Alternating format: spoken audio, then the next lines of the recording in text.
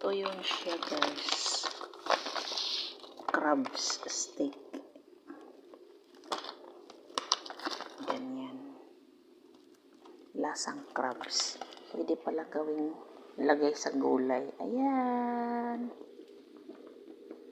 Yung gulay natin, napakasarap. May crabs. Yung Japanese crab sticks. Crab sticks. Yum, yummy.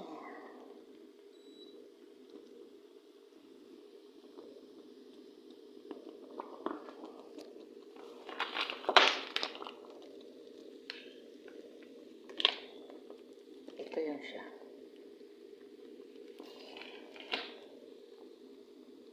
So, very healthy.